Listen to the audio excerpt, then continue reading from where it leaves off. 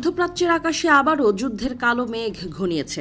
রাত পেরোতেই একের পর এক বিস্ফোরণের শব্দে কেঁপে উঠেছে গোটা অঞ্চল। মিসাইলের আগুনে লাল হয়ে উঠেছে এখন ইরান ও ইসরায়েলের সংঘাত।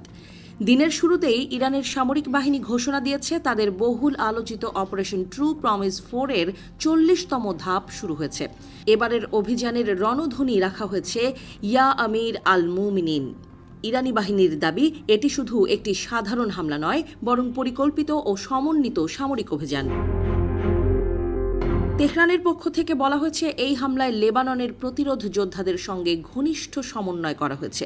দুই দিক থেকে একযোগে আঘাত হানার মাধ্যমে ইসরায়েলকে চাপে ফেলাই এই অভিযানের মূল লক্ষ্য। ইরানি সামরিক সূত্র বলছে, তাদের বিভিন্ন আধুনিক ক্ষেপণাস্ত্র ইতোমধ্যেই ইসরায়েলের গুরুত্বপূর্ণ স্থাপনাগুলোর দিকে ধেয়ে গেছে। ইরানের দাবি অনুযায়ী আকাশ চিরে ছুটে গেছে কদর, ইমাদ, খাইবার শেখান এবং ফাত্তাহ সিরিজের ক্ষেপণাস্ত্র। লক্ষ্য হিসেবে বেছে নেওয়া হয়েছে তেল আবিব, আল কুদস এবং হাইফা শহরের অন্তত 50টি গুরুত্বপূর্ণ স্থাপনা। ইরানি বাহিনী বলছে, এসব মিসাইল অত্যাধুনিক প্রযুক্তিতে তৈরি এবং এগুলো ইসরায়েলের আকাশ প্রতিরক্ষা ব্যবস্থাকেও বড় চ্যালেঞ্জের মুখে ফেলেছে।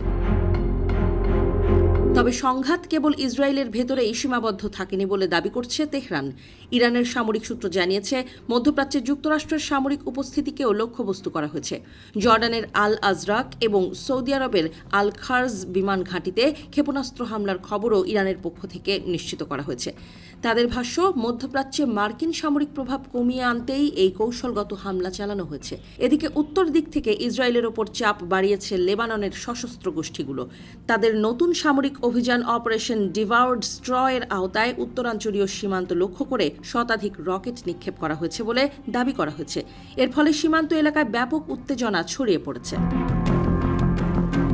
ইসরায়েলি সংবাদ মাধ্যমগুলোর তথ্য অনুযায়ী গত 24 ঘণ্টায় ক্ষেপণাস্ত্র হামলার তীব্রতা উল্লেখযোগ্যভাবে বেড়েছে। বিভিন্ন শহরে সাইরেন বেজে ওঠার সঙ্গে সঙ্গে মানুষ নিরাপদ আশ্রয়ের খোঁজে ছুটছে বাংকারের দিকে। একাধিক স্থানে হতাহতের খবরও পাওয়া যাচ্ছে, যদিও সঠিক সংখ্যা এখনও নিশ্চিত করা হয়নি।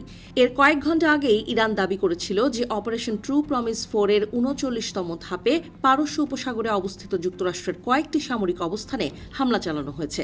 ইরানের দাবি, ওই অভিযানে খোররাম শাহর এবং ইমাদ ক্ষেপণাস্ত্র ব্যবহার করা হয়েছে।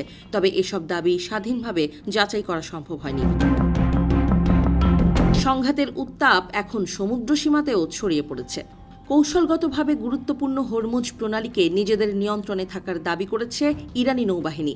ইরান সতর্ক করে বলেছে, যুক্তরাষ্ট্র কিংবা তার মিত্র দেশগুলোর কোনো জাহাজ এই জলপথ দিয়ে চলাচলের চেষ্টা করলে তাৎক্ষণিকভাবে প্রতিরোধ করা হবে। সব মিলিয়ে মধ্যপ্রাচ্যের পরিস্থিতি এখন অত্যন্ত উত্তেজনাপূর্ণ। একদিকে ইরান, অন্যদিকে ইসরায়েল ও তার পশ্চিমা মিত্ররা। এই দ্বন্দ্ব নতুন করে বড় আকারের আঞ্চলিক সংঘাতের আশঙ্কা তৈরি করেছে।